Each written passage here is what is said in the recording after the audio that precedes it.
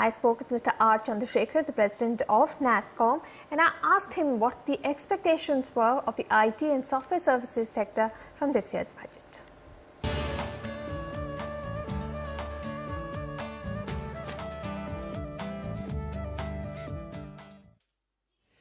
Yeah, I think, this year we do have a bunch of expectations from the budget.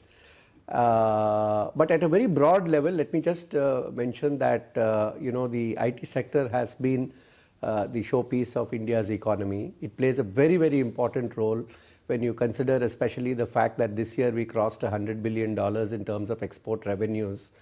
The IT sector itself now is the largest contributor to balancing the, balance of trade deficit, which is now in the order of $140 billion.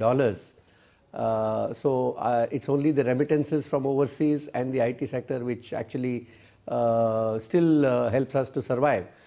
At the same time, the IT sector is under increasing pressure globally from a number of countries, including our key markets of the US and UK, and we are seeing a rash of protectionist measures. Why I'm mentioning all this is because we believe that it would be wrong to assume that the IT sector is everything is hunky-dory and nothing needs to be done for the IT sector, because we need to ensure that as a country we remain competitive here. And I'll come to the specifics in a second. So broadly, the specific expectations are under three different categories, because these are very distinct subcategories within the industry which have very different needs and very different kind of support that is required from the government. But all of them are equally important. One is the the established service companies which contribute the bulk of the $143 billion revenues. The second is the entire startup ecosystem, which represents, in a sense, both the future as well as some of the most exciting new segments of the industry. And the third is the e-commerce and the internet platforms, which are actually changing the way business is done within the country. So for each of these segments, there are a different set of expectations which we have. And we certainly hope that this budget will provide a fillip to the sector, even as we are looking at other areas for growth in the country. So what do the established software services companies want from the budget? On the corporate tax, I think while the announcement that it will be brought down progressively over the next 4 or 5 years to 25% was welcomed by the industry, we also, I think, need to see a clear roadmap as to how that reduction will be achieved. And I think that once that clarity is there, it will provide a certain degree of definiteness to the industry. Secondly, even in terms of rationalizing MAT and bringing it down to a level which is 1/3 of the tax rate, I think that would be important to ensure that we as a country remain competitive, because we have to benchmark ourselves with respect to other countries. This is a completely globally competitive sector, and it's a footloose industry. So we absolutely have to compare. We've done that comparison, and in our view, I think we certainly need to very carefully look at these issues, even as some of these benefits are getting phased out.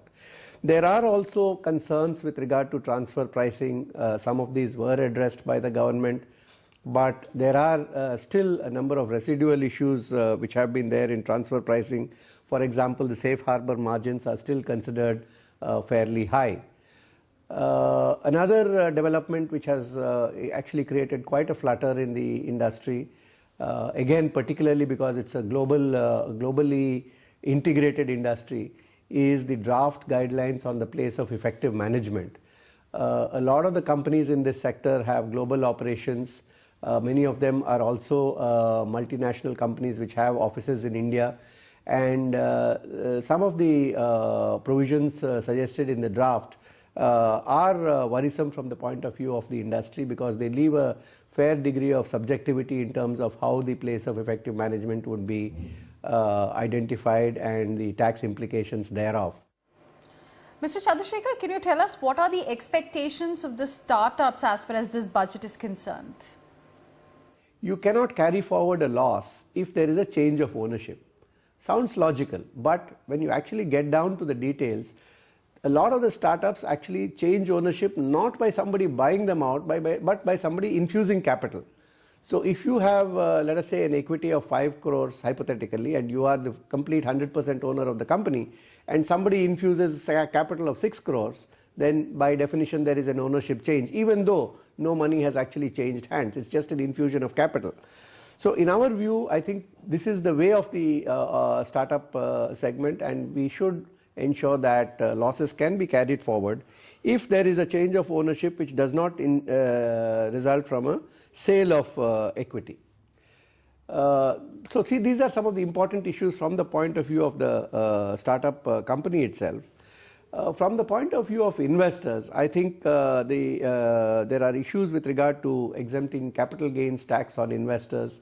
Today there are a number of exemptions that are available to large companies and for investment in listed companies. Now the fact is that startups are much riskier ventures, and it would be a little anomalous for the benefits to be available if you invest in large established companies, but not available if you invest in small startup companies. Similarly, there is a difference between the way that the tax plays out when you look at the tax rate for a domestic investor versus the tax rate for a foreign investor. Now, our position is that we need to get domestic investment also. Currently, most of the investment is foreign investment. We need to ensure that domestic investors are not at a disadvantage in terms of taxes vis-a-vis foreign investors. So those were the expectations of the much talked about startups. What is it that the e-commerce space is expecting from this year's budget? Here, it's a very different situation because they are actually addressing the domestic market. And at a broad level, there are tax related issues and there are other regulatory issues which are not necessarily budget issues, but which do impact the growth of the whole e-commerce segment. On the tax issues, I think we have seen a rash of measures by different states which have come up with different kinds of demands. And some of the states have taken the position that they will levy the tax on the e-commerce platform provider because it is easier to collect it from them than it is from the people who are actually selling the goods.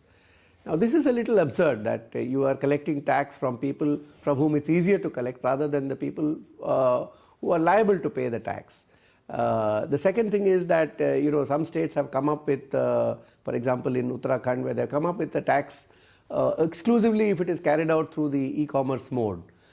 Then there are again other states which are imposing tax at a higher rate when it is done through the e-route, whereas actually the states and the center should be pressing for more and more of the business to be done through the e-commerce route because it actually expands the tax net. So I think these are our suggestions that we should actually pursue a policy which encourages a migration to the e-commerce mode, either by reducing the tax rate or in any case ensuring that it's not at a disadvantage vis-a-vis physical trade, and that will actually be good for government revenues and expand the revenue base for the government as well. So these are some of the critical recommendations that we have made, and we are eagerly awaiting the budget on the 29th.